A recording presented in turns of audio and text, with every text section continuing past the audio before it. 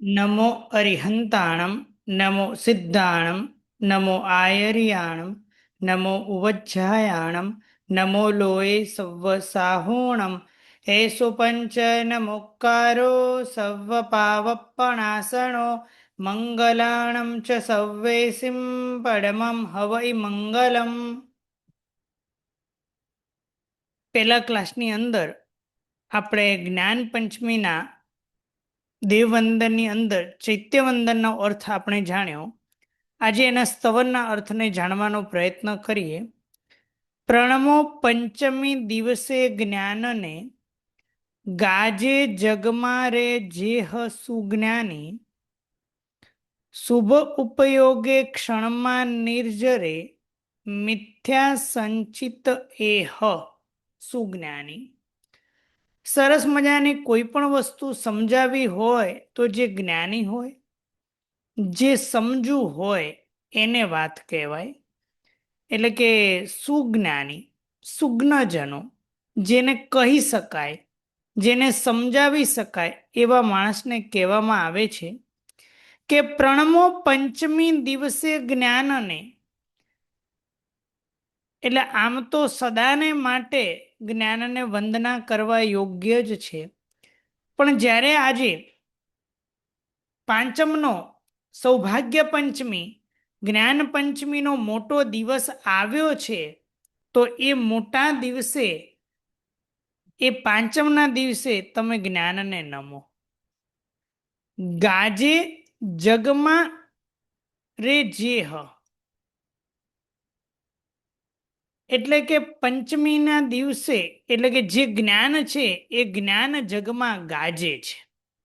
જે હ એટલે જે જ્ઞાન જગતની અંદર ચારે બાજુ જ્ઞાનની વાહવા છે. કારણ કે જો વ્યક્તિને સમ્યક જ્ઞાન ન હોય તો ક્રિયા કરશે કઈ રીતે? કારણ કે જ્ઞાનની ખૂબ મહત્વ છે. ખાલી પાણીની અંદર પડ્યા અને પગ હલાવવાથી કંઈ તરી જવાતું નથી.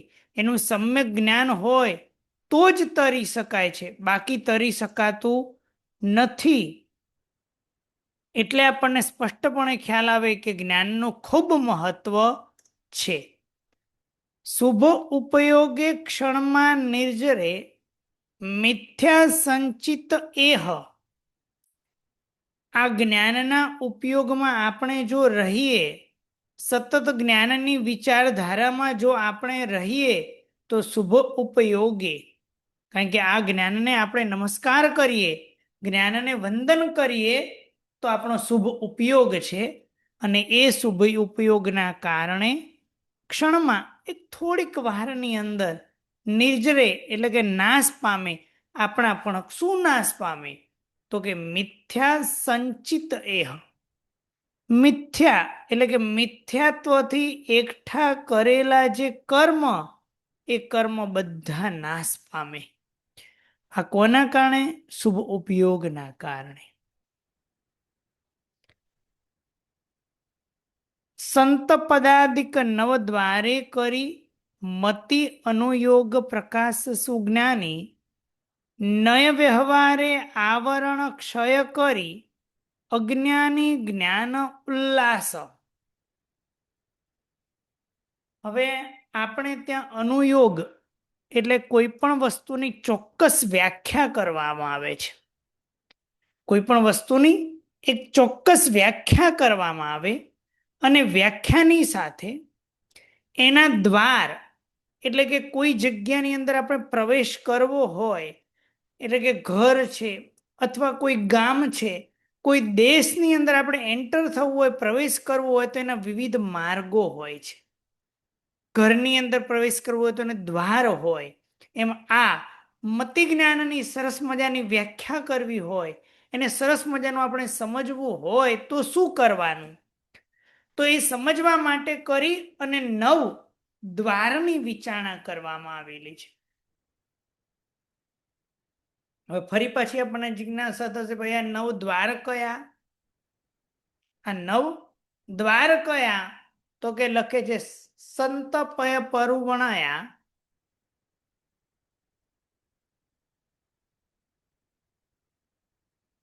સંતપય પરુવણયા દવ્વ પમાણમ ચ ખિત્ત ભૂષણાય કાલો અંતરમ ભાગ ભાવે અપ્પા બહુમ ચેવ.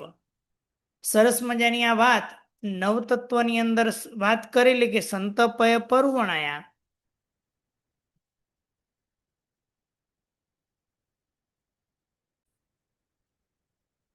નવતત્વની અંદર સંતપય પરુવણયા દવ્વ પમાણમ ચ ખિત્ત ભૂષણાય કાલો અંતરમ ભાગ ભાવે અપ્પા બહુમ ચેવ.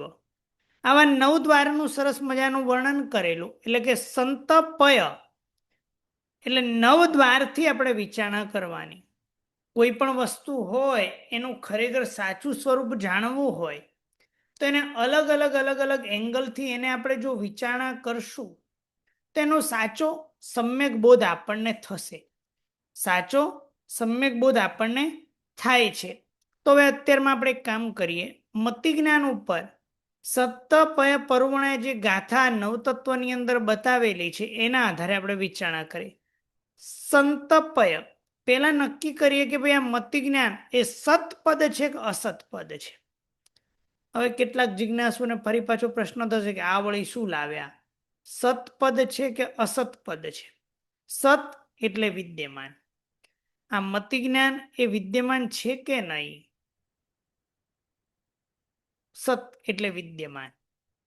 મતિ જ્ઞાન એ જગતમાં છે કે નહીં? તો કે છે. એ સતપદ છે, અસતપદ નથી. દવ્વ પમાણે એનું દ્રવ્યથી એની કેટલી ક્વોન્ટિટી, એટલે કે ભૂતકાળમાં મતિ જ્ઞાન કોઈએ પ્રાપ્ત કર્યું હોય એવા જીવો કેટલા, કાં તો વર્તમાન કાળમાં જે મતિ જ્ઞાન વાળા જીવો છે એ કેટલા, કાં તો એક સમયમાં પ્રાપ્ત કરે તો કેટલા. તો આવી જે વિચારણા કરવી તેને કહેવાય દ્રવ્ય પ્રમાણ. ત્રીજા નંબરમાં પહેલા આવ્યું સતપદ પ્રરૂપણા.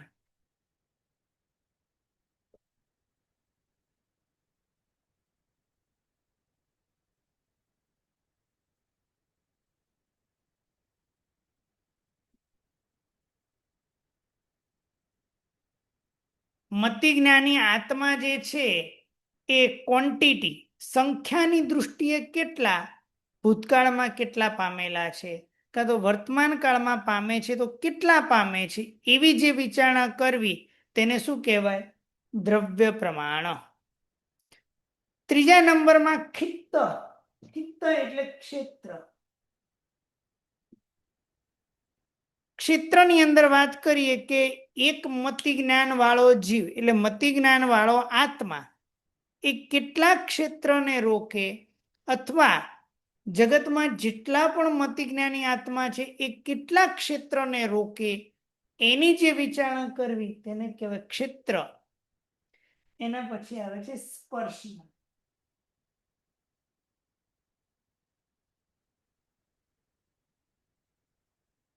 સ્પર્શના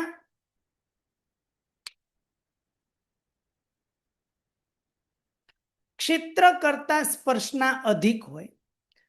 કારણ કે એક મતિ જ્ઞાની આત્મા અને સ્પર્શના એટલે કે એક મતિ જ્ઞાની આત્મા અથવા અનેક મતિ જ્ઞાની આત્મા એ કેટલા ક્ષેત્રને સ્પર્શે એટલે કેટલા આકાશ પ્રદેશને રોકીને રહે તેને કહેવાય સ્પર્શના દ્વાર. પાંચમા નંબરમાં બતાવેલું છે કાળ.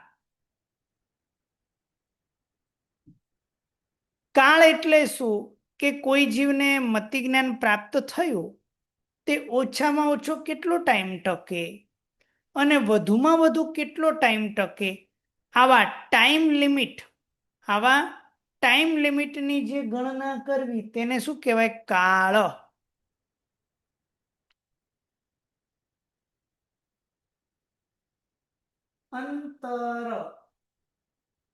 અંતર કોઈ જીવને મતિ જ્ઞાન પ્રાપ્ત થયું અને પ્રાપ્ત થયેલું મતિ જ્ઞાન કેટલો ટાઈમ ટકે, ટકે તો કાળમાં આવ્યું અંતર.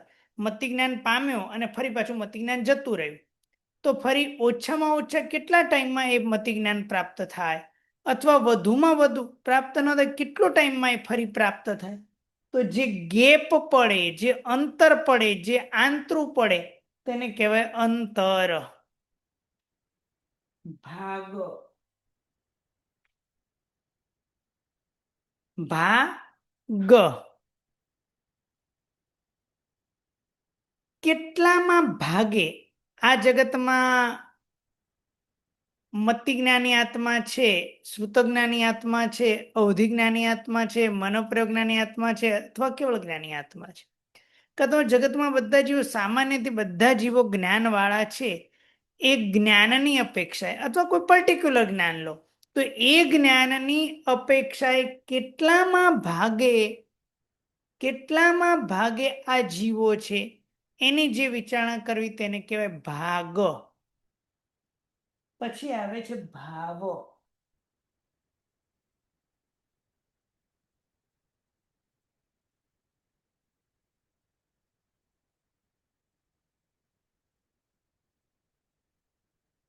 ભાવ કર્મગ્રંથ 4 ની અંદર અથવા તત્વાર્થાધિગમ જેમને કરેલું હોય એમને તરત ખ્યાલમાં આવશે. આપણે ત્યાં 5 પ્રકારના ભાવોનું વર્ણન આવે છે. ઔપસમિક ભાવ, ક્ષાયિક ભાવ, ઔપશમિક ભાવ, ક્ષાયિક ભાવ, ક્ષાયોપશમિક ભાવ, ઔદયિક ભાવ અને પારિણામિક ભાવ. આવા 5 પ્રકારના ભાવ બતાવ્યા. એમાં મતિ જ્ઞાન છે એ કયા ભાવમાં આવેલું છે એની જે વિચારણા કરવી તેને કહેવાય ભાવ. અને એના પછી આવે છે અલ્પ બહુત્વ. કોણ કોના કરતા વધારે, કોણ કોના કરતા, એટલે મતિ જ્ઞાની આત્મા વધારે, કાં તો એક એવું લે કે ભૂતકાળમાં જીવો વધારે હતા કે વર્તમાન કાળમાં જીવો વધારે હતા, એટલે કોણ કોના કરતા વધારે, એવી જે વિચારણા કરવી તેને કહેવાય અલ્પ બહુત્વ. અલ્પ એટલે કોણ થોડા છે અને કોણ વધારે છે. આવી 9 દ્વારથી વિચારણા કરવાની. કેટલા દ્વારથી વિચારણા કરવાની? 9 દ્વારથી વિચારણા કરવાની. એનું વર્ણન અહીંયા સ્તવનમાં બતાવે છે. સંત પદાધિક 9 દ્વારે કરી મતિ અનુયોગ પ્રકાશ, એટલે કે સતપદ પ્રરૂપણા વગેરે 9 દ્વાર દ્વારા મતિ જ્ઞાનનો અનુયોગ કરવામાં આવે એ અનુયોગ પ્રકાશ, એ પ્રકાશ આપણને પ્રાપ્ત થાય છે. નય વ્યવહારે આવરણ ક્ષય કરી અજ્ઞાની જ્ઞાન ઉલ્લાસ.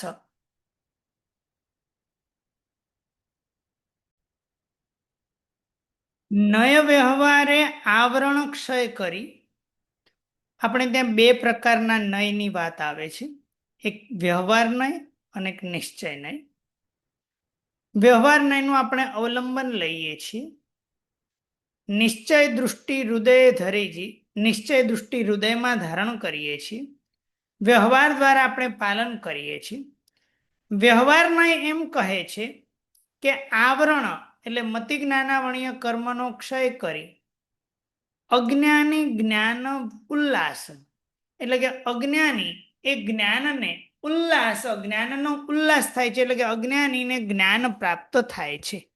એટલે જીવ હતો અજ્ઞાની અને અજ્ઞાની એવા જીવે એનું મતિ જ્ઞાનાવણીય કર્મ દૂર કર્યું અને એને શું કર્યું તો કે જ્ઞાનને પ્રાપ્ત, એટલે મતિ જ્ઞાનાવણીય કર્મને દૂર કર્યું, એટલે એનું અજ્ઞાન દૂર થયું અને જ્ઞાન એને પ્રાપ્ત થયું. જ્યારે નિશ્ચય નયને પૂછવામાં આવે, આ અજ્ઞાન એટલે વ્યવહાર નય કહે છે. જ્યારે નિશ્ચય નય જે છે એ એમ કહેશે કે જ્ઞાની જ્ઞાન લહે. જે જ્ઞાની હોય એ જ જ્ઞાન પ્રાપ્ત કરે.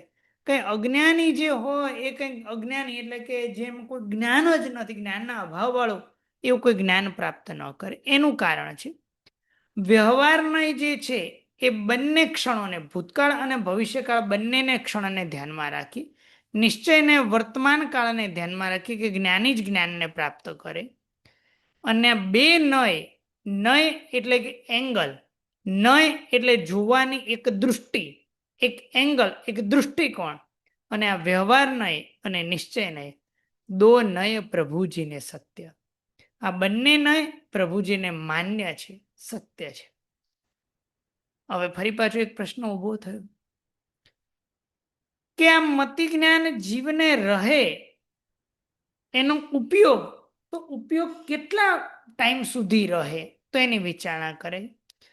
અંતર મુહૂર્ત રહે ઉપયોગથી એ સર્વ પ્રાણીને નિત્ય. આ મતિ જ્ઞાનનો ઉપયોગ કોઈ પણ વ્યક્તિને રહે, એટલે કે મતિ જ્ઞાનના ઉપયોગમાં ગયા આપણે, અને એ મતિ જ્ઞાનનો ઉપયોગ રહે તો વધુમાં વધુ ટાઈમ કેટલો, તો કે અંતર્મુહૂર્તથી વધારે ટાઈમ રહે જ. એ ઉપયોગ અંતર્મુહૂર્તથી વધારે ટાઈમ રહે જ નહીં. બસ મેક્સિમમ એનું અંતર્મુહૂર્તથી વધારે ટાઈમ સુધી એ ઉપયોગ એનો રહે જ નહીં. અને આ કોઈ એક વ્યક્તિ માટે, તો કે ના, કોઈ પણ હોય. સર્વ પ્રાણીને આ નિત્ય હંમેશા નિયમ છે કે અંતર્મુહૂર્તથી વધારે ઉપયોગ રહે જ નહીં, પછી બીજો ઉપયોગ બદલાઈ જાય. લબ્ધિ અંતર મુહૂર્ત લઘુપણે 66 સાગર જીઠ્ઠ.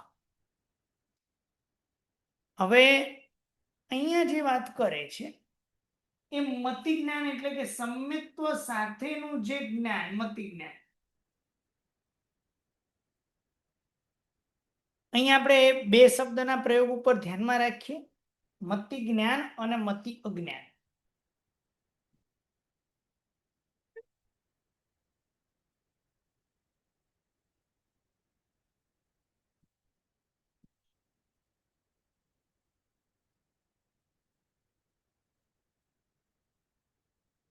બે આપણે શબ્દ લખ્યા છે, એક મતિ જ્ઞાન અને મતિ અજ્ઞાન. મતિ જ્ઞાન કોને કહેવાય, તો એટલું ધ્યાનમાં રાખે, સમ્યક્ત્વ સાથેનું જે જ્ઞાન.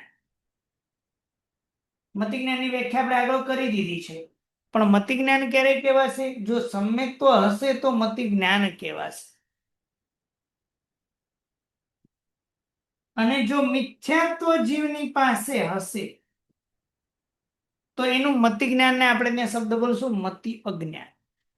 અહીંયા અજ્ઞાનનો અર્થ જ્ઞાનનો અભાવ નથી, મિથ્યા જ્ઞાન છે, એટલા માટે ત્યાં મતિ અજ્ઞાન છે. મિથ્યાત્વ સાથે છે એટલે ઉલટી બુદ્ધિ કરાવશે, ઉલટી માન્યતા કરાવશે, એટલા માટે આપણે લખીએ, બોલીએ છીએ મતિ અજ્ઞાન. મતિ જ્ઞાન, મતિ અજ્ઞાન, જ્ઞાન અને અજ્ઞાન. હવે આ સમ્યક્ત્વ સાથેનું મતિ જ્ઞાન આપણને પ્રાપ્ત થયેલું હોય તો વધુમાં વધુ કેટલો ટાઈમ ટકે, સત્તારૂપે, ઉપયોગમાં નહીં. જીવ પાસે ટકે તો કેટલો ટાઈમ ટકે, તો કે જગન્ય ટાઈમ, ઓછામાં ઓછો ટાઈમ એનો જગન્ય અંતર્મુખ સુધી ટકે.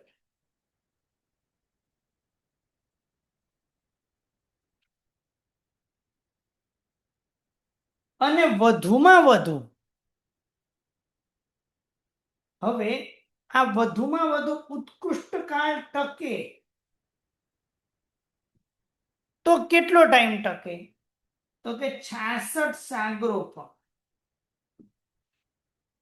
પણ 66 સાગરો પૂરા, તો કે ના, એટલે પૂરા તો કે હા, એમાં પ્લસ શું, તો કે સાધિક. સાધિક 66 સાગરોપમ, એટલે 66 સાગરોપમ કરતા કંઈક થોડો ટાઈમ વધારે. આટલો ટાઈમ સુધી જીવ પાસે મતિ જ્ઞાન ટકી શકે. હવે એક જિજ્ઞાસા કે 66 સાગરોપમ તમે કીધું, એ 66 સાગરોપમનું કેલ્ક્યુલેશન કેવી રીતે કરવું, તો એ કેલ્ક્યુલેશન આપણે સમજીએ.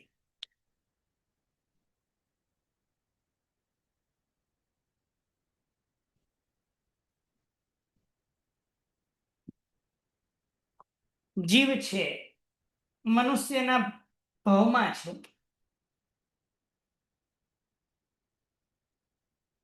અહીંયા જીવ સમ્યક્ત્વ પામ્યો છે. સમ્યક્ત્વ પામેલો જીવ અહીંથી કાળ કરી અને પોતે અનુત્તર વિમાન, અનુત્તર વિમાનના 5 નામ છે, વિજય, વૈજયંત, જયંત, અપરાજિત અને સર્વાર્થ સિદ્ધ. એમાંથી લેવાનું 4, વિજય, વૈજયંત, જયંત અને અપરાજિત. એની અંદર જીવ ગયો, એટલે અનુત્તર વિમાનમાં ગયા વિજયાદિ 4 ની અંદર. ત્યાં આયુષ્ય કેટલું છે તો કે 33 સાગરોપમનું આયુષ્ય છે.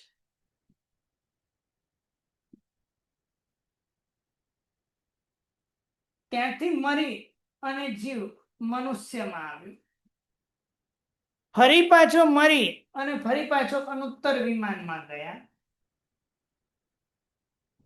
ત્યાં પણ 33 સાગરોપમ સુધી સમ્યક્ત્વ ટકાવ્યું છે, એટલે મતિ જ્ઞાન પણ જીવની પાસે છે.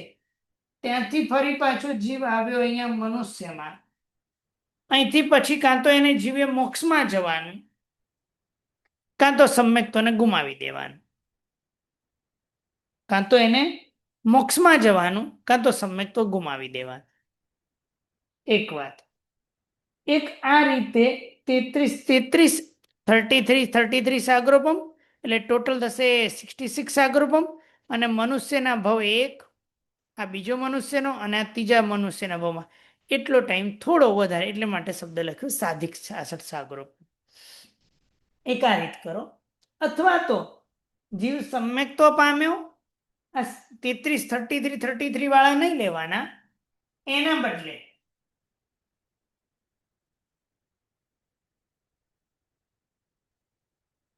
12મા દેવલોકની અંદર જીવ ગયો અને ત્યાં 22 સાગરોપમ આયુષ્ય. ફરી પાછો મનુષ્ય, ફરી 12મા દેવલોકમાં 22 સાગરોપમ, ફરી મનુષ્ય, ફરી 12મા દેવલોકને 22 સાગરોપમ, એટલે ટોટલ 66 સાગરોપમ. આ રીતે પણ થઈ શકે. અને મનુષ્યના ભવ જે થયા તે એક્સ્ટ્રા સમજવાના. તો આ એનો શું થયો તો કે કાળની ગણના થઈ. એટલે લખ્યું લઘુપણે. લઘુ એટલે મિનિમમ. કેટલો તો કે લબ્ધિ ટકે તો કે અંતર્મુખ લઘુપણે. અને જીઠ્ઠ જ્યેષ્ઠ મેક્સિમમ કેટલી તો કે 66 સાગર. સાગર લખ્યું પણ સાગરોપમ સમજવાનું છે. સુધારો નથી કરવાનું, પણ સમજવાનું છે. અને આપણે શબ્દ બોલ્યા સાધિક. સાધિક એટલે કઈ રીતે? અધિકો નર ભવ. અધિકો નર ભવ. આપણે સાધિક એટલે ત્યાં મનુષ્યનો ભવ એક વધારે, એટલો ટાઈમ વધારે લેવાનો. પૂછવામાં આવ્યું કે આ જીવને અંતર પડે આખા 14 રાજલોકમાં, એવું બને ખરું કે કોઈ જીવને મતિ જ્ઞાન હોય જ નહીં? તો કે ના. બહુવિધ જીવને અંતર કદીએ ન દીઠ. અનેક પ્રકારના જીવોને આશ્રયને ક્યારે પણ અમે અંતર જોયેલું નથી. સંપ્રતિ સમય એક બે પામતા અથવા નવી હોય. હવે કોઈ જીવ આ મતિ જ્ઞાનને પામે છે, એટલે કે જીવ મિથ્યાત્વમાંથી જીવ સમ્યક્ત્વ પામે છે, તો એવા જીવો કેટલા હોય આ જગતમાં દરેક સમયે? તો એની વિચારણા કરીએ છીએ.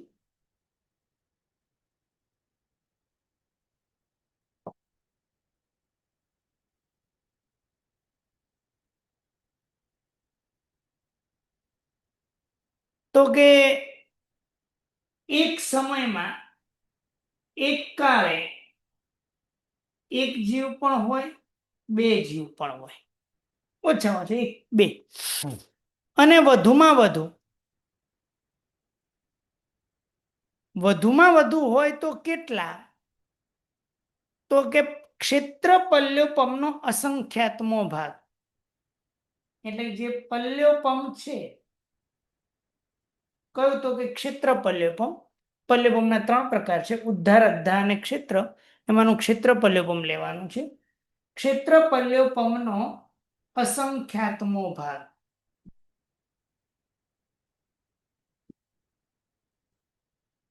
ઓછામાં ઓછા જીવ કેટલા? 1, 2 અને વધુમાં વધુ આટલા. તો એવું બને ખરું કોઈ કાળે કે કોઈ જીવ સમ્યક્ત્વ ન જ પામતું હોય? હા, તો એવું પણ બની શકે. કોઈ જીવ સમ્યક્ત્વ પામતું, પામેલા જીવો હોય, વર્તમાનમાં પામતું ન પણ હોય, એવું પણ બને. તો ન પણ હોય. તો એટલા માટે અહીંયા પંક્તિ લખેલી છે.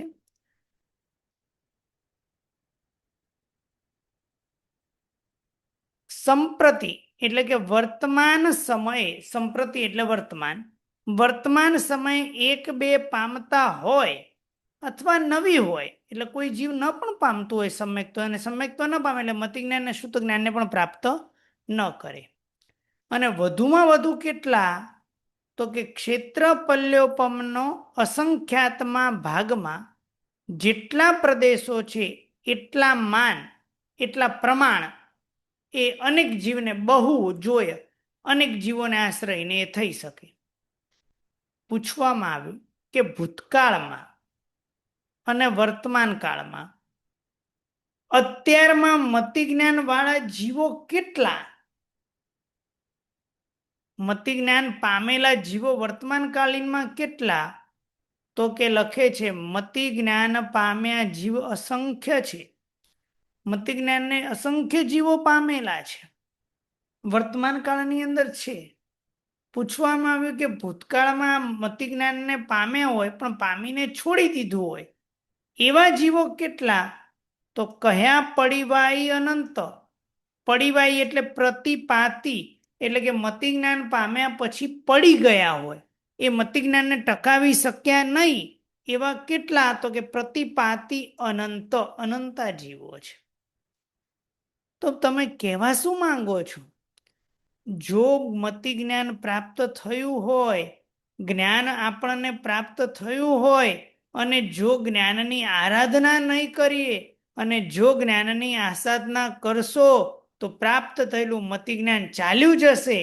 એટલા માટે અહીંયા આપણને લક્ષ્મી સુરેશ્વરજી મહારાજ આપણને કહે સર્વ આશાતન વર્જો જ્ઞાનની, જ્ઞાનની આસાધના જે છે એનો તમે ત્યાગ કરજો, અને એ જો તમે ત્યાગ કરશો તો વિજય લક્ષ્મી લહો સંત. સંતના બે અર્થ થાય. વિદ્યમાન એવી વિજય લક્ષ્મી એટલે મોક્ષ લક્ષ્મીને પ્રાપ્ત કરો, કેવળ જ્ઞાનરૂપી લક્ષ્મીને પ્રાપ્ત કરો. હે સંતને આપણે વિદ્યમાન એવો અર્થ કરો, કાં તો હે સજ્જન સંત વિજય લક્ષ્મીને તમે પ્રાપ્ત કરો. આ પ્રમાણે આપણે અર્થ કર્યો. દરેક જણો ખાસ વિનંતી કરીશ, જે આપને સમજણ ન પડી હોય એ પ્રશ્ન પૂછી શકો છો, પણ જો આપને બરાબર સંભળાણું ના હોય, ખ્યાલમાં ન આવ્યો હોય, ફરી રિપીટ કરાવવાનું હોય તો એવો પ્રશ્ન ન કરતા, કારણ કે આનું રેકોર્ડિંગ આપને મળી જવાનું છે. એટલે જે ખ્યાલમાં ના આવ્યો એનો જ પ્રશ્ન પૂછજો. ફરી સાંભળવાનો કે એવા પ્રશ્ન હોય તો એ તમને રેકોર્ડિંગ મળી જવાનું છે. હાજી કૌશિકાબેન. તમે બાપરે. કૌશિક પ્રણામ સર. પ્રણામ. હા, આપણે ઓલું તમે હમણાં અનુત્તર વિમાનનું સમજાયું ને, 33 સાગરોપમ 33 સાગરોપમ, પછી એવું કીધું તમે મિથ્યાત્વ જતું રહે કે સમ્યક્ત્વ જતું રહે, શું કીધું એ? હા, એટલે એને 33 સાગરોપમ 33 સાગરોપમ થઈ ગયા, એટલે ટોટલ ટાઈમ એનો 66 સાગરોપમ કમ્પ્લીટ થઈ ગયો. એ થઈ જાય એટલે કાં તો એ પૂરો થાય એની પહેલા એને જીવને કેવળ જ્ઞાન પામવું પડે. થઈ જાય કેવળ જ્ઞાન થઈ જાય ના, હું એ જ કહું છું, કાં તો એને કેવળ જ્ઞાન પ્રાપ્ત કરવું પડે, કાં તો મતિ જ્ઞાનને છોડી અને એને નીચે આવવું પડે. એટલે આ 33 સાગરોપમ 33 સાગરોપમ આમાં 2 વાર થયા, બરાબર છે? 2 વાર થયા, ટોટલ ટાઈમ કેટલો થયો? 66. હા, પછી કાં તો એને કેવળ જ્ઞાન પ્રાપ્ત કરવું પડે, કાં તો મતિ જ્ઞાન છોડી અને જીવને મિથ્યાત્વે જવું પડે. અને પછી તમે ઓલું 12મા દેવલોકનું કીધું ને, તેમાં 22 સાગરોપમ, એમાં 3 ટાઈમ આવે ને? હા, તો 3 વખત આવે તો એ 66 સાગરોપમ થયા. પછી કાં તો એ જીવ કેવળ જ્ઞાન, એના 66 સાગરોપમ કમ્પ્લીટ થયા, પછી કાં તો એને જીવ પામીને મોક્ષે જવાનું થાય, કાં તો જીવને મિથ્યાત્વ પામવું પડે. એટલે મિથ્યાત્વ આવી જાય ખરું આટલું બધું સમ્યક્ત્વ પામ્યા પછી? હા, આવી શકે. એટલા માટે કરીને તો લખ્યું લક્ષ્મી સૂર્ય સર્વ આશાતન તજજો જ્ઞાનની, એટલા માટે એમને લખ્યું સર્વ આશાતન વર્જો જ્ઞાનની. અચ્છા, બરાબર. આટલું બધું સમ્યક્ત્વ 66 સાગરોપમ સુધી સમ્યક્ત્વ રહે. હા, પછી જતું રહે. હા, પ્રમાદ કરશું, આળસ કરશું તો જતું જ રહેશે. બરાબર છે પારુલબેન? પ્રણામ ગુરુજી, શાતામાં છો? દેવગુરુ સાહેબ. ગુરુજી, આપણે જે સાધિક 66 લીધું ને, હમ હવે એ પછી ધારો કે ત્રીજા ગુંઠાણે ગયો અંતર્મુહૂર્ત માટે, હા તો ત્રીજે મતિ જ્ઞાન ગણીશું કે અજ્ઞાન ગણીશું? ત્રીજે અહીંયા અજ્ઞાન ગણવું પડશે. અહીંયા અજ્ઞાન ગણવું પડશે. હાજી. જી ધન્યવાદ ગુરુજી, પ્રણામ. રશ્મિબેન.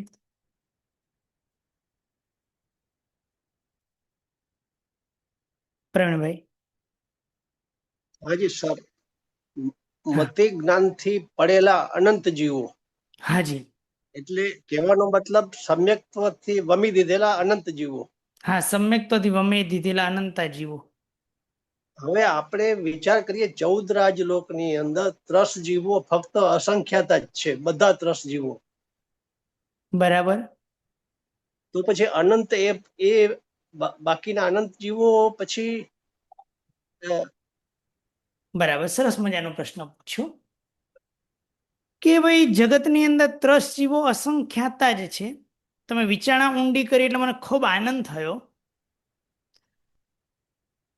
એટલે સમ્યક્ત્વ પામ્યા પછી ઓલા નિગોદની અંદર પહોંચી ગયા ને, જી સર, જી જી જી જી સર, બરાબર એની અપેક્ષાએ અનંતા જીવો લેવા પડે. બરાબર.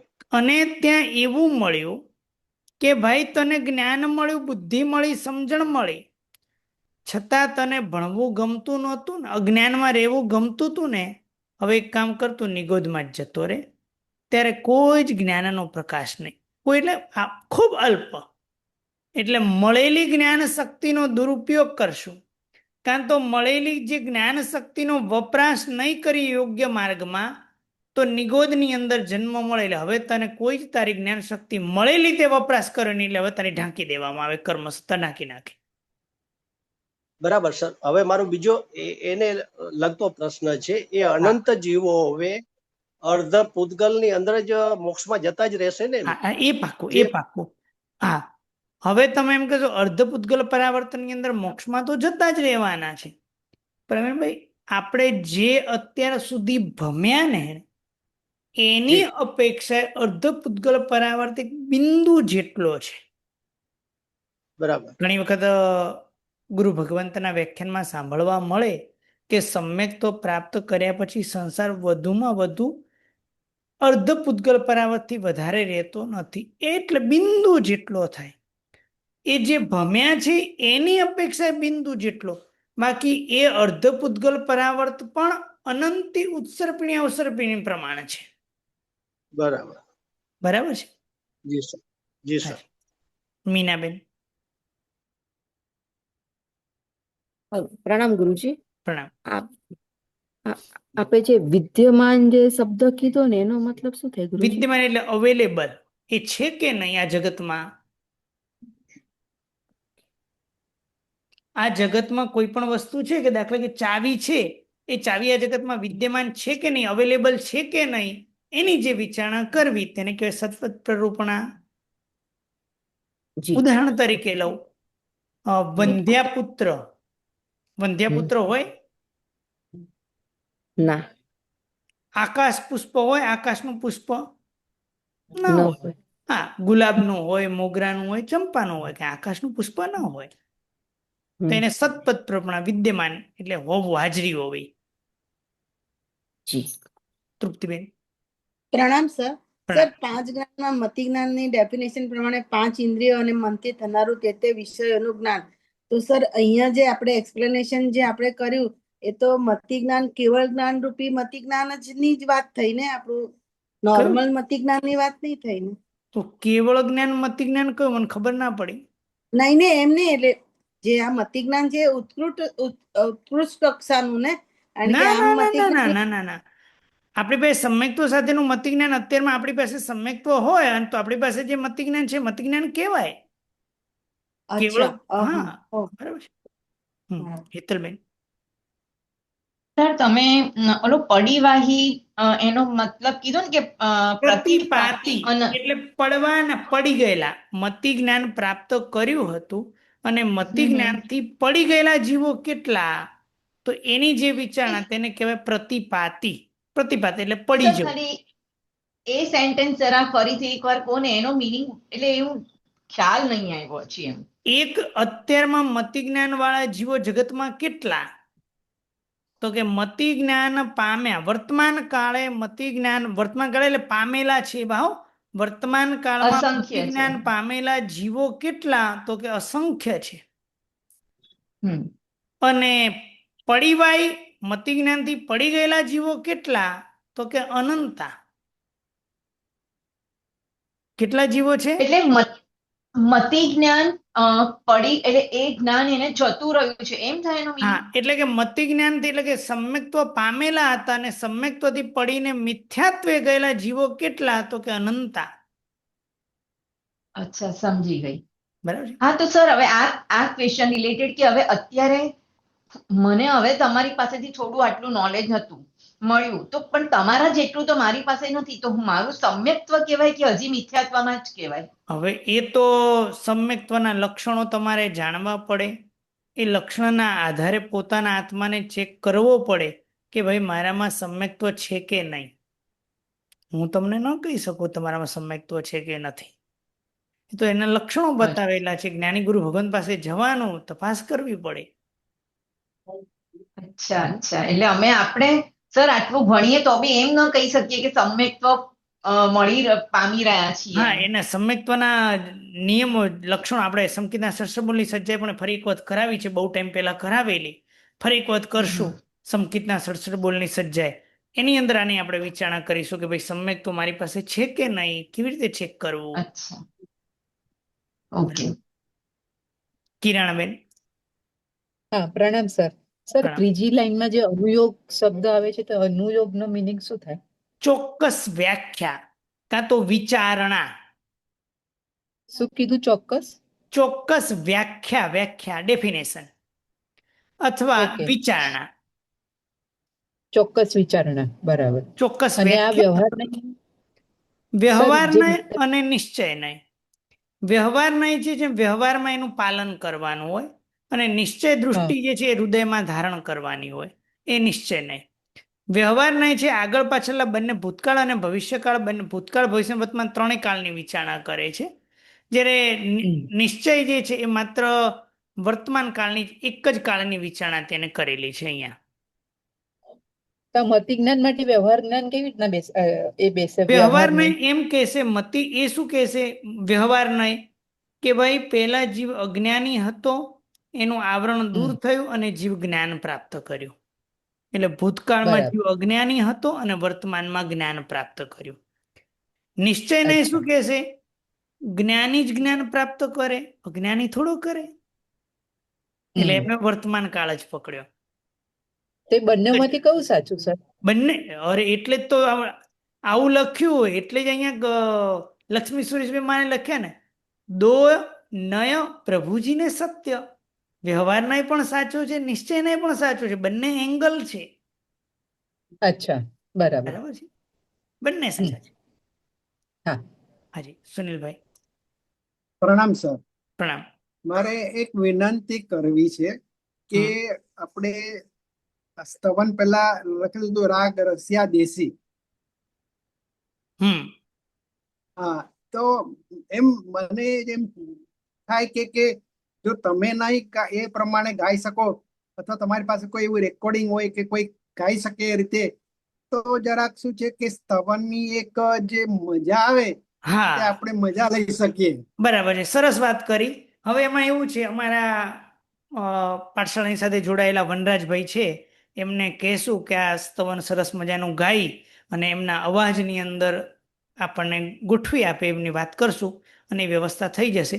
કારણ કે હું ગાતો નથી, કારણ કે હું ગાઈશ નહીં તો તમે બધા જતા રહેશો. એટલે જ બરોબર, મેં કારણ કીધું કે કે કોઈ- ગાવાનો વિષય મારો નથી અને એવો મારો ના, કંઠ ના, નથી બરાબર છે. અને એવી ઢબ પણ નથી. ના, હા, આપણે એટલે શું છે, વનરાજભાઈને આપણે કહીશું, એ સરસ મજાની ચોક્કસ. વ્યવસ્થા કરી આપશે. Thank you sir. હાજી જીગીશાબેન. પ્રણામ સર. પ્રણામ. સર, જે જીવ જે દેવો સમ્યક્ત્વ પામ્યા હોય હમ એ જ કેવળ જ્ઞાન પણ પામે ને? જે સમ્યક્ત્વ પામે, કેવળ જ્ઞાન પ્રાપ્ત કરવું હોય તો સમ્યક્ત્વ વિના કેવળ જ્ઞાન પ્રાપ્ત કરી શકાય નહીં. એટલે પહેલા સમ્યક્ત્વ તો પ્રાપ્ત કરવું જ પડે, એના વિના કેવળ જ્ઞાન પ્રાપ્ત ન કરી શકીએ. તો જે આ મિથ્યાત્વી દેવો હોય સાહેબ, એ તો ક્યારેય કેવળ જ્ઞાન ન જ પામી શકે ને. ના, એવી વાત નથી. જો દેવ તો કેવળ જ્ઞાન ડાયરેક્ટ ન પામે. કેવળ જ્ઞાન પામવા માટે મનુષ્ય જન્મ તો જોઈએ છે. અને મિથ્યાત્વી હા. દેવ છે, અને પછી એ મનુષ્ય સમ્યક્તો એ પામી શકે, પછી એ મનુષ્ય ભાવમાં આવે, અને મનુષ્ય ભાવમાં ફરી એટલે કે સમ્યક્તો ન હોય તો સમ્યક્તો ફરી પાછું પ્રાપ્ત કરે, અને ઉપર આગળ પોતાની ભાવધારામાં આગળ વધે અને કેવળ જ્ઞાન પામી શકે. Okay sir, thank you. પ્રણામ સાહેબ. બીજલબેન. પ્રણામ ગુરુજી. પ્રણામ. ગુરુજી, આપે જેમ કીધું હમણાં, તો હમણાં આપણે કીધું કે નય નિશ્ચય નયમાં જ્ઞાની જ જ્ઞાનને પ્રાપ્ત કરે. તો પછી આ પુરુષાર્થ ક્યાંથી આવે કે ભાઈ મારામાં અજ્ઞાન છે ને તો હું જ્ઞાનને પ્રાપ્ત કરું કરીને? એટલે તમે વ્યવહારમાં છો કે નિશ્ચયમાં? તો વ્યવહારમાં છો તો અજ્ઞાની જ જ્ઞાનને પ્રાપ્ત કરે પુરુષાર્થ દ્વારા. તો નિશ્ચયમાં ન કરી શકે? નિશ્ચય દૃષ્ટિ તો હૃદયમાં ધારણ કરે કે ખરેખર મારો આત્મા જ્ઞાની જ હતો, અને એને શું થયું તો કે જ્ઞાની એવો મારો આત્મા હતો, ખાલી આ તો કર્મનું આવરણ હતું અને કર્મનું આવરણ દૂર હટ્યું, એટલે જ્ઞાની એવા આત્માએ જ્ઞાન પ્રાપ્ત કર્યું. એટલે ઓલું એમ કહી શકાય કે બુદ્ધિ દ્વારા જ્ઞાન ને ઓલું મન દ્વારા આત્મા દ્વારા જ્ઞાન, એવો ફરક કરાય? ના, એવું કરવાની જરૂર નથી. વ્યવહારને બંને કાળને જુએ છે, નિશ્ચયને એક કાળને જુએ છે. એટલે જ્ઞાની પોતે જ જ્ઞાન પ્રાપ્ત કરે છે, અજ્ઞાની જ્ઞાનને પ્રાપ્ત ન કરે. એને માત્ર વર્તમાન કાળ જોયો.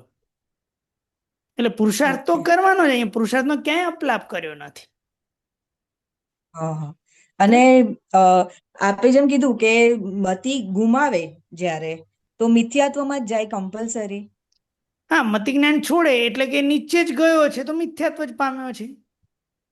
તો મિથ્યાત્વ એટલે તો પહેલું ગુણ સ્થાનક આવી ગયું ને, તો પછી ત્રીજા ગુણ સ્થાનક કેવી રીતે એમનો પ્રશ્ન જુદો હતો કે જીવ ચોથા ગુંઠાણાથી જીવ ત્રીજે ગુંઠાણે આવ્યો અને ફરી પાછો ત્રીજેથી ઉપર જાય, એની અપેક્ષા એ વાત કરેલી હતી.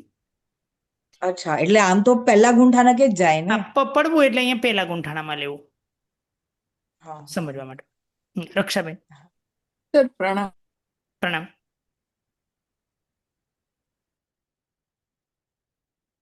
રક્ષાબેન. મનુષ્ય સર સંભળાય છે? હા, સંભળાય છે. સર, મનુષ્ય અનુત્તરમાં જાય, પછી પાછા મનુષ્યમાં આવે, પછી પાછા, તો એ કેવી રીતે બને? પછી મોક્ષમાં જાય તો પહેલી વારમાં કેમ ન જઈ શકે? 33 સાગરોપમ. હા, બરાબર. આમ રક્ષાબેન, જમવા માણસ, આપણે એમ સામાન્યથી માણસ જમવા બેસે વધુ કેટલો ટાઈમ ખાય? એટલે એ સર એમાં તો પછી એની કેપેસિટી પ્રમાણે. બહુ લાંબુ ના વિચારો, હું મારો ખાલી પ્રશ્ન નોર્મલ જ છે. તો બહુ ઊંડા વિચારો. માણસ આમ જમવા બેસે અને જમતા એને વાર લાગે તો કેટલો ટાઈમ જમવામાં લગાડે? 15-20 મિનિટ. હા, કોઈ 15-20 મિનિટ. બહુ તો બહુ થોડો આરામથી ખાવા વાળો તો કલાકથી વધારે તો ન ખાય ને. ન ખાય, બરાબર. અને આમ ઓછામાં ઓછું આમ કોઈ પણ વ્યક્તિને જમવું હોય તો કેટલા ટાઈમમાં જમી શકે? ઉતાવળ હોય તો 5 મિનિટમાં ખાઈ દેવું, ભાગી તો કે કદાચ બહુ ચોવિયાનો ટાઈમ બહુ કટોકટ આવી ગયો છે અને સૂર્યાસ્ત ન થઈ જાય તો એક ગ્લાસ દૂધ આમ પી જાય દૂધ, તો એને 30 સેકન્ડ અથવા 1 મિનિટમાં એનું ભોજન પતી જાય. તો ઓછામાં ઓછું કેટલું? તો કે 1 મિનિટ. વધુ કેટલું? તો કે 1 કલાક. આ તો એમને બતાવ્યું કે ઓછામાં ઓછું કેટલો ટાઈમ? તો કે અંતર્મુખ. અને વધુમાં વધુ કેટલો? તો કે 66 સાગરોપમ. તો તમે એમ કોની 33 સાગરોપમ કરીને મનુષ્ય ભાવ પામે અને પછી મોક્ષમાં જઈ શકે? તો જઈ શકે. અચ્છા, અમે તમને મિનિમમ અને મેક્સિમમ ટાઈમ બતાવ્યો. અચ્છા સર, બીજો ક્વેશ્ચન છે કે આપણે પેલી જે એક લાઈન છે એમાં અજ્ઞાની જ્ઞાન ઉલ્લાસ, તો એ સમજ નહીં પડી. અજ્ઞાનીને જ્ઞાનનો ઉલ્લાસ થાય એટલે જ્ઞાન પ્રગટે. અચ્છા, બરાબર છે. અને એક લાસ્ટ ક્વેશ્ચન કે મતિ જ્ઞાન ટકતું કેમ નથી? કારણ કે આપણે ટકાવતા નથી, આપણે સાચવીને રાખતા નથી એટલે. તો સર એનું કઈક કારણ તો સમજાવો. એટલે જ લખ્યું, પ્રમાદમાં પડી જઈએ, ઓલા મિથ્યાત્વની સંગતમાં જતા રહીએ, કલ્યાણ મિત્રનો યોગ ન કરીએ અને વારંવાર આપણે જે છે એની આસાધના કરવા જઈએ અને અજ્ઞાનીની સંગત કરીએ તો પછી જવાનું જ છે ને. અચ્છા, તો એટલે એને ટકાવી રાખવા માટે સદા કલ્યાણ મિત્રનો યોગ, સદા ગુરુ ભગવંતની જીનવાણીનું શ્રવણ, સતત સ્વાધ્યાય કરવો, આની અંદર રહીએ તો ટકે. જી સર, પ્રણામ. સ્નેહલબેન. હા, પ્રણામ સર. પ્રણામ. એક તો આ જ કન્ટિન્યુ જ વાતમાં કે વ્યવહારમાં પડીએ, સંસારમાં પડીએ એટલે અમુક વસ્તુઓ કરવી જ પડે, તો પછી એમાં તો છોડવું છૂટી જ જાય ને સ્નેહલબેન, સમ્યક. કરવું જ પડે. એક જેને કરવું પડે એટલું કરીએ. અમે છે ને કોઈક જગ્યાએ, હવે હું બહુ સ્પષ્ટ નથી બોલતો કારણ કે પછી રેકોર્ડિંગ ને બધું હોય, એટલે કોઈ જગ્યાએ લાંચના રૂપિયા આપવા પડતા હોય છે, એના વગર ચાલતું જ નથી. હા, તે કેટલા જરૂર એટલા આપો કે આપી જ રાખો. એ માગીએ એટલા તો હાલવા જ પડે ને. હાલવા જ પડે, પણ એમ બહુ ખુશ થઈને લો બીજા 2 લાખ વધારે લઈ લો એમ કરો ખરા? એવું તો ના જ થાય. એ તો જેટલા આપવા પડે એટલા જ આપીએ, નથી કે વધારે ન આપીએ. આમ ઇન્જેક્શન લેવા પડે તો બહુ મજા આવી કે 3 ઇન્જેક્શન વધારે લઈએ એવું કરો ખરા? ના, એવું ના થાય. આમ દવા લેવાની, ડોક્ટરે ગોળી આપી, એમ ના લીલી લાલ લીલી ખૂબ ચમકતી છે, એક કામ કરું 4 ગોળી જ વધારે ગળી લઉં, એવું કરાય? તો ના થાય. તો એવું કરતા નથી. એટલે વ્યવહારમાં દવા 1 ગોળીથી પતી જતી હોય તો 2 ગોળી આપણે ગળતા નથી. તમે કીધું કે વ્યવહારમાં કરવું પડે, વ્યવહારમાં રહ્યા છીએ એટલે જેટલું કરવું પડે એટલું કરવાનું.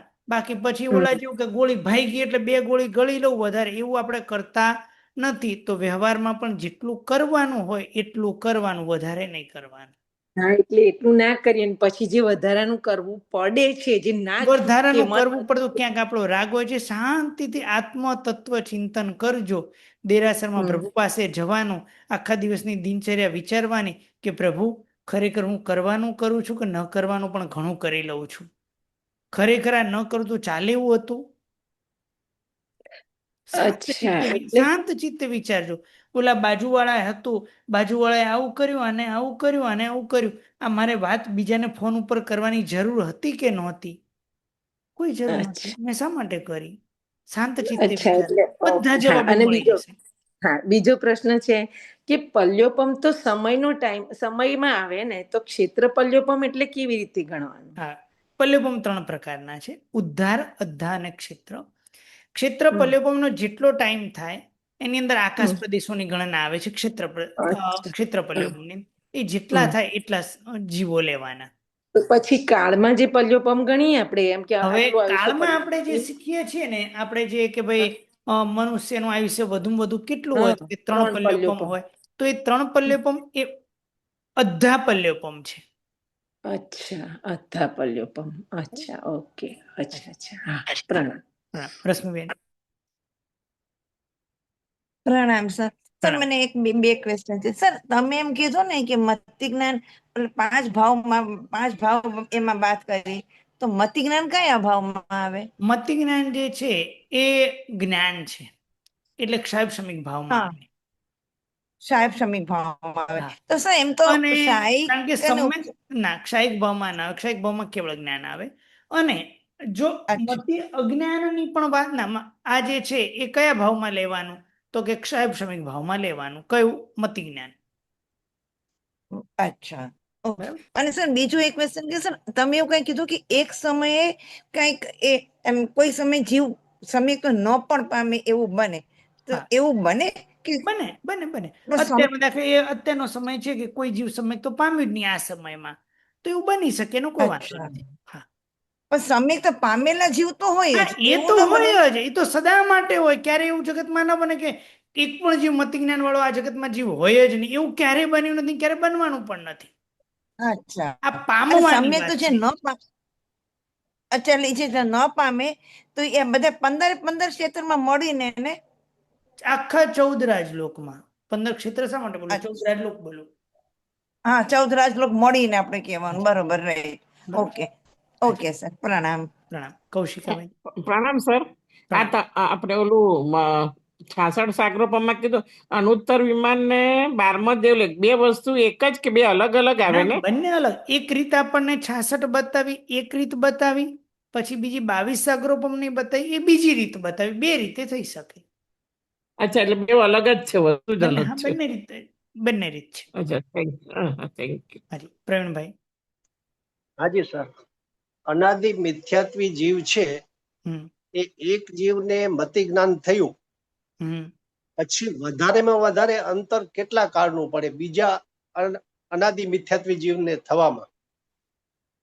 6 મહિના, 12 મહિના, 1 વર્ષ, 2 વર્ષ?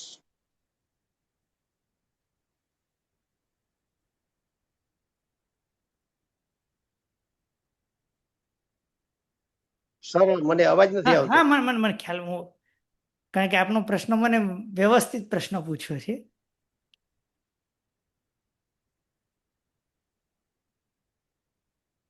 છ મહિનામાં એક જીવ મોક્ષમાં પામે એ તો એ ઠીક છે, એ વાત અલગ છે. હા, આપે મને એવો પ્રશ્ન પૂછ્યો છે કે અનાદિ મિથ્યાત્વી એક જીવ સમ્યક તો પામ્યો છે અને ફરી બીજો અનાદિ મિથ્યાત્વી જીવ સમકિત પામે એમાં કેટલો ટાઈમ લાગે? વધારેમાં વધારે અંતર? હા, અંતર. એનું મેં જે વાંચ્યું હોય એમાં મને યાદ નથી કે આવું ક્યાંય આવ્યું હોય. જી બરાબર. એટલે આપણને આનંદ થાય કે અમુક સમ્યક્વી જીવ પામે જ છે, સમજો ને, આટલા કાળમાં તો પામે જ છે, એટલે આપણે પૂછવાનો મતલબ એ થયો એમ. ચોક્કસ સમયે મેં ક્યાંય વાંચ્યો નથી, એટલે હું એક વખત ગુરુદેવને પૂછીને કેવી રીતના જોઈ લઈશ. બરોબર. હાજી રક્ષાબેન. જી સર. સર આપણે કોઈ જીવ એવો ખરો કે એને સમ્યક્ત્વ જ ન હોય? સમ્યક્ત્વ ન જ હોય, અભવ્ય જીવ ક્યારે સમ્યક્ત્વ પ્રાપ્ત કરવાનો જ નથી. એટલે ઇટ મીન્સ એને કશામાં શ્રદ્ધા જ ન હોય ને, ભગવાનના વચનમાં કે એને કશામાં પ્રભુ એવું? વચન ઉપરમાં એને શ્રદ્ધા ના હોય, સમ્યક શ્રદ્ધા ના હોય. પણ સર એ એમને જ ઉકલી ગયા તો પછી શું કરો? તો કઈ તો નહીં, એ જીવ સંસારમાં રખડવાનો જ છે અભવ્ય જીવ. અચ્છા. બસ હવે આપણે આપણી તૈયારી કરવાની કે મારે અજ્ઞાનમાં રહેવું છે કે જ્ઞાનમાં રહેવું છે, આપણે વિચારણા જ્ઞાનમાં. બરાબર. પ્રતિમાબેન.